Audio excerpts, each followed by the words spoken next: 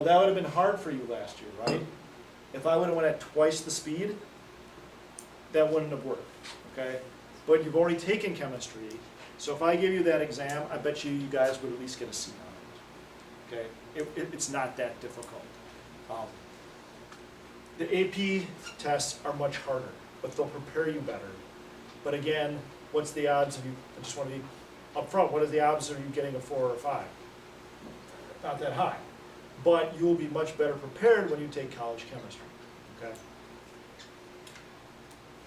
But if you do take the dual credit, 4 exams, 30 multiple choice questions, in one semester, there's probably going to be about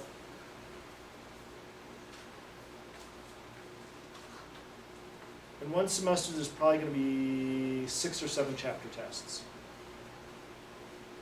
Or you take 4 exams through the dual credit. Okay? The professors at Oshkosh write the dual credit exams. So I don't write them, I just grade them. And they give me the grading, well, it's multiple choice, so it's pretty clear cut.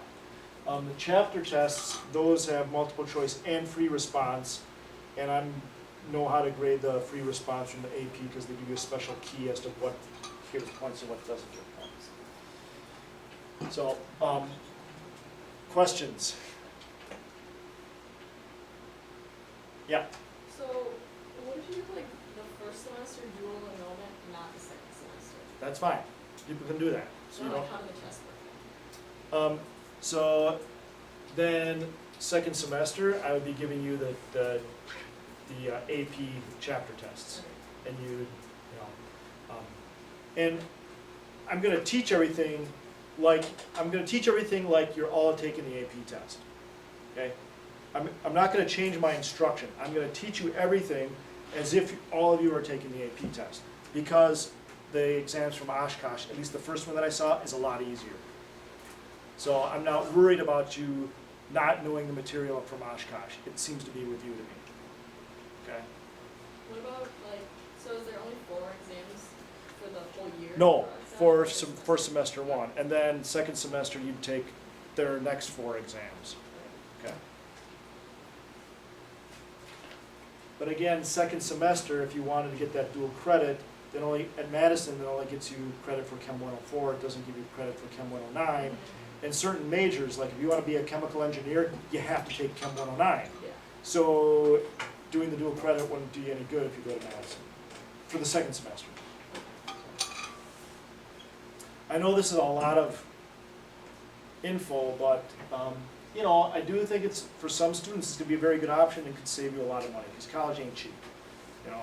And if you throw the interest on there, on the student loan, so I think that's everything that I need to really say, except you could start off with both, and I can give you that. I mean, we're going to take our first chapter test, you know, in 2 weeks, and I would be giving the first exam for Oshkosh by the end of September, so there would be time for you to drop by October 11th. So you could, you know, just start off on both paths and then decide which one you want to do. Or there's nothing forbidding you from staying on both paths. You could get the dual credit and still take the AP test, but that's like overkill and you'll be spending more money, but you could do it. I'm not sure why you'd want to, but you could. If you got money to burn and want to hedge your bets. So, any other questions? So, I will email you where I'm uploading this, so your parents can watch it. Or if they have questions, they can email me directly. But you do have, if you are even considering the dual credit, I would apply tonight if you haven't applied already, because it's going to take them a couple weeks to get you into the system, and then you're still going to have to register for the class, and by that time it'll be like, you know, the end of September.